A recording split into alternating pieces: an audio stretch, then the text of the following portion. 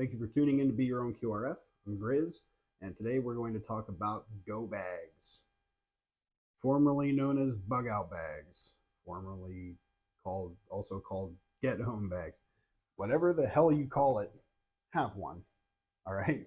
I call mine a Go Bag because it's set up to go. Doesn't matter if I'm going out, bugging out, or if I'm trying to get home. Wherever the hell I'm at, if I need to pick up, get from point A to point B, that's what I want my bag to help me do. This is one of my smaller ones. I do have one that has a little bit more in it, but we're going to go over this one. I don't remember the exact size of this one, but I tend to like SOG bags. There's a lot of really good companies out there that make some really sturdy bags, but I have this bag in black as well, and I think I've probably worn that thing hiking, like every time I go hiking, for probably 4 years straight, and I don't have a single loose stitch on that thing. Probably 25 pounds of stuff in it. Stuff being taken out, put it back in. I mean, it's getting used constantly, and it is held up 100%. So I decided to get another one. I picked this one up. I'll actually be going and getting another SOG bag here this week. One that has a nifty little concealed carry pouch in the back, where with the backpack on, you can actually reach behind you, slide your hand in, and draw a concealed carry pistol. So, I guess we'll just we'll do a bag dump. I'll show you what all we got in it. Now, first and foremost, no matter what you're doing, getting from point A to point B, you want to make sure that you have first aid. So I do have my front compartment here is dedicated to first aid. Open it. This is a Runkle brand waterproof box. Very important to keep first aid supplies dry. Open it up. I got everything from gauze, triangle bandages, large band-aid, moleskin, rolled gauze, rubber gloves, tongue depressors, liquid stitch, medical tape, alcohol, antiseptic wipes, aspirin, non-aspirin, ibuprofen, splinter outs. These little things right here, if you're not familiar with them, it's just this tiny little super pointy razor blade. Helps you open your skin up and get a splinter out. Antibiotic ointments, burn cream. It's pretty much a standard first aid kit with a few extra things that I threw in. Some tweezers in there. But the biggest, most important part is making sure that it's properly stored. If I took just a standard little first aid box and threw it in here, chances are if it got submerged in water, it's going to leak in, and nothing in there is sterile anymore.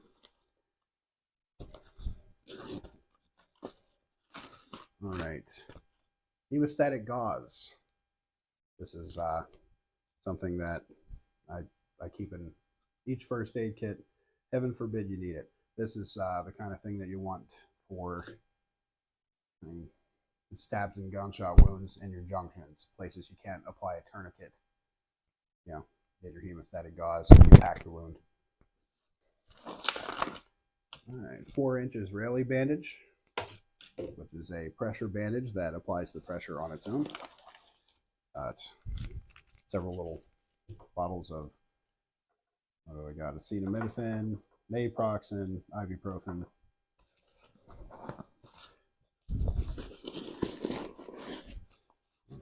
Check everything because I don't even remember what all I put in there. Sorry, I thought my mic turned off. All right, so that's the front pocket. First aid on the side. Got my cat tourniquet and a pair of trauma shears at the ready. If you're ever in an incident where you need them and you're not the one that's going to be applying them, the person doesn't have to look very hard. Nice big carrier, red tab, TQ right on the side. All right. I don't have that much table warm, so I'll put some of this stuff back as I'm going through it here. I just cut this section out. Man, that's tight. There we go. All right, on the side here, this is just a little bit of extra paracord, some extra paracord here, but this has a whole little emergency survival kit in it. It's got an emergency blanket. I think it's got like 30 yards of fishing line, some hooks, stormproof matches. I bought this so long ago, I don't remember what all else is even in it. Hopefully I don't ever have to find out. I can just hang out there, replace it a few more years. All right, main compartment. All right, got my Fiskars brand hatchet. Nice and lightweight, super sharp, does exactly what you need it to. Some emergency food, Mountain House dehydrated food, breakfast skillet and sausage and gravy. Just something with high calories, a little more fat than anything else. Another bottle of water, a bottle of water here on the side too.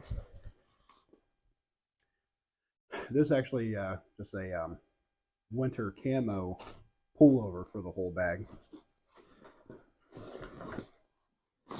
Poncho, military issue, woodland camo poncho.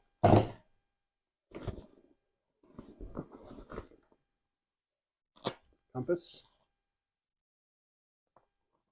Chances of being in a place nowadays where you need a compass are slim, but never non-existent. Strapped up underneath here, I have this little multi-tool metal spork thing with a flathead screwdriver and a can or cannon bottle opener.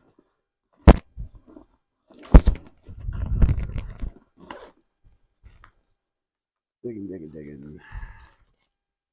Little hygiene stuff, some Q-tips, Wolverine brand headlamp. Seems getting a little heavy in the front, so it doesn't want to stay up. All right, multi-tool. Stormproof matches.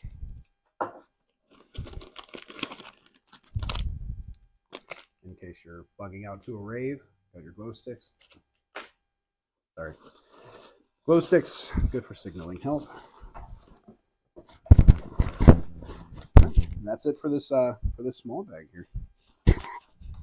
So, a little bit of food, some water, something to help keep me warm and dry, something to help protect my bag if it's raining. Of course, that poncho is huge. It would fit right over me and my bag. Some emergency lighting, fire starters.